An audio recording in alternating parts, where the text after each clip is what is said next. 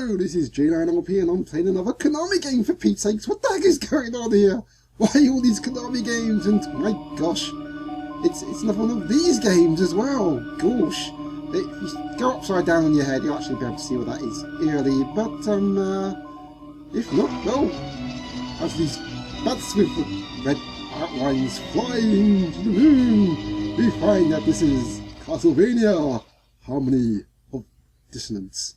The game ran advanced that came out in 2002, or might have been 2001 in Japan. I'll have to check that later anyway. So this came after the first GBA Castlevania game. That was called Castlevania Circle of the Moon. This is a fair bit different from that game. Let me just put the name up, which doesn't actually have that much consequence to what you get in the game. Although that said, that's not totally true. I'll talk more about that in a minute. I'm just going to put my name J Ninny because I'm right Ninny sometimes. Anyways, never mind about that. Let's start steering new. 50 years has passed since Simon Belmont vanquished the curse of Dracula. Fate had dictated that Juste Belmont, the blood descendant of the Belmont family, hunt for the relics of Dracula. One day, Juste's best friend Maxime, who's not based on a woman's magazine, who had set out a training expedition 2 years earlier, returned unexpectedly, his body covered in wounds. Oh dear. He informs Juste that Lydie, a childhood friend who they both deeply care about, love triangle here, has been kidnapped. Who knows? Maxime has completely lost his memory of his time training away from home, or God, I know how that feels, and only has vague images of the kidnapping. Ignoring his bodily injuries, Maxime leads Juste to the place where he believes Lydie is being held captive. Passing through the thick fog, the two men happened upon a castle undocumented on any map. Could this be the fabled Dracula's castle? Standing solemnly in the night, this forbidden castle welcomes its unexpected guests as the moonlight shines upon it. I've never seen a moon that red, gold. Anyway, so begins the prologue of Castlevania Harmony of Dissonance. And we're in the rain! We'll have to start in the driven rain, isn't it? So, you truly believe that Lydia was brought to this castle? My memory fails me, but this seems to be the place. Don't you believe me? I know better than anyone that you are not the type to lie. Juste. Oh, my everything! Are you alright? Not the obvious, Juste, come on. I'm fine. Not really, but still. It's Lydia you should be concerned about, not me. Go on ahead. I'll be right behind you. You have my word. Okay then, I'll see you inside. Let's go! Woo! We dash forward and we dash backward, moonwalking at... Wait! He said he'll be right behind me. Don't... Line? Tosspot? Fine. I'll just go through and get past whatever this piece of junk is. What is that piece of...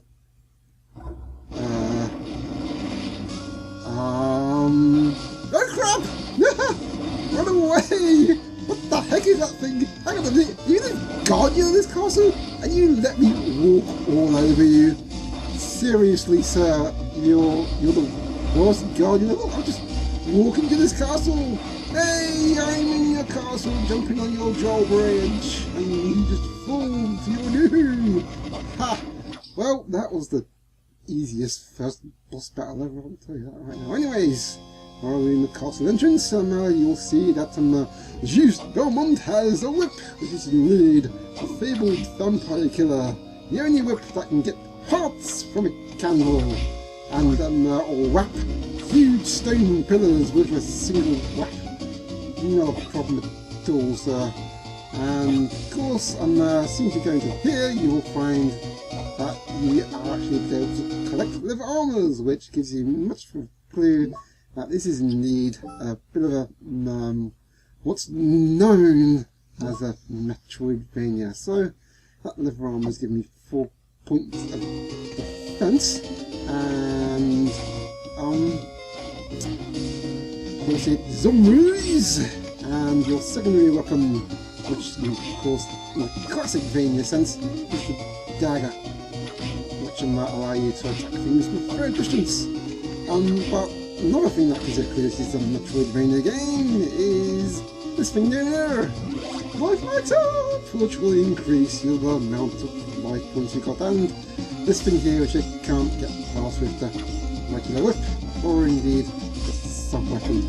Also, there's actually a more powerful sub-weapon up here, which I missed, which is the Bible, the Holy Bookitude, and just like in those classic Vania games, you can only carry one at a time. So this is kind of a mix of classic and Metroidvania, which is always a good thing.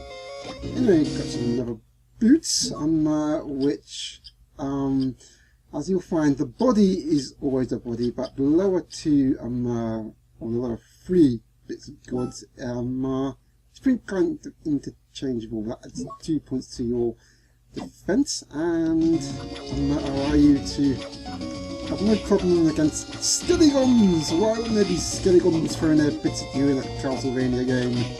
Tell me that anyone.